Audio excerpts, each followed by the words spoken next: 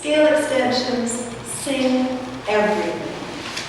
Cycle of fifths, intervallic approach, modes, and other scale types. Well, I won't go through step by step, but I'll just show you an activity that I would do certainly in a rudiments class. I had a small group of rudiment students.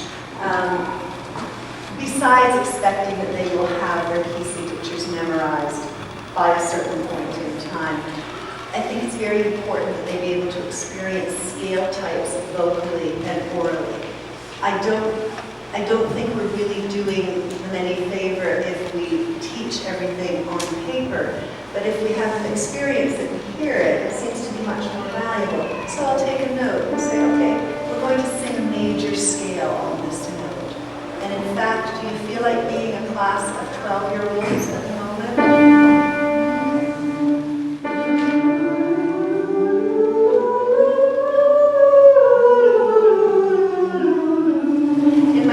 I would be using movable dough, but I know not everybody is familiar with it. Was that too high for this hour? We'll transpose down. That wasn't a big effort for me. Okay.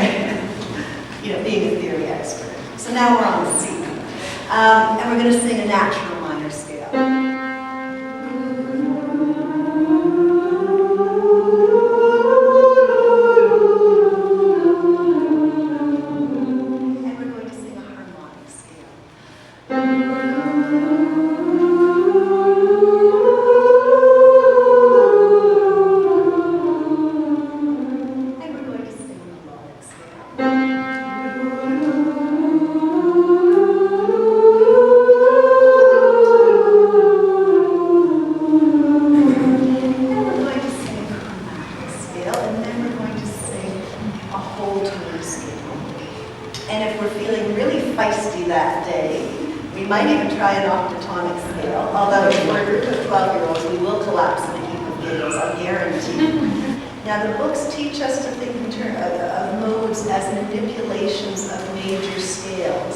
What is Phrygian mode? Well, it's just some major scale starting on its median. And students who grasp that generally do very well on rudiments exams because there's a sort of simplicity and beauty to that. There's an equation-like way of thinking. There's nothing wrong with that, but I'm not sure that Phrygian mode means anything to them when we teach them that way. So if we're not accompanying this kind of exposure to modes with real listening and now you do it kind of instructions, then I think all they're doing is manipulating dots on paper. So we want to get past that. Now, this one we really are going to try to do. So Phrygian mode on this note. So we're thinking of a major scale from its median. Yes. Have we got, are you imagining the tonic? Okay, let's go.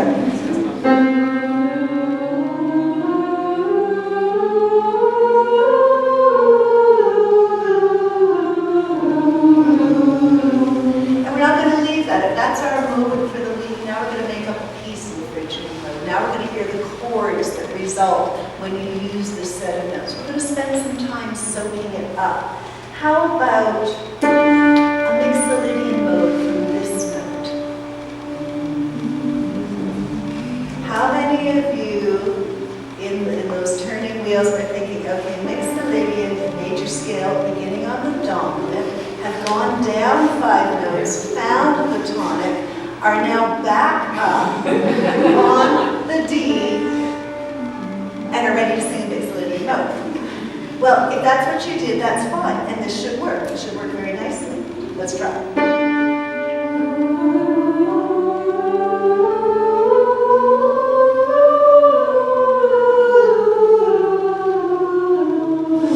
But there are other ways of thinking of modes, and one is the Mixolydian mode has its own personality. They all have their own personalities, as much as major and minor scales have personalities. And so what we want to do with our students is get them to know these characters. So you might think, as opposed to going through all those mental gymnastics, which produced a really lovely result, but was a little bit maybe artificial in the thinking process, just think, well, it's a major scale with A flat and 7s. And then happy the day when we're past even that way of thinking, we just think Mixolydian mode. I met one yesterday. yesterday. It goes like this.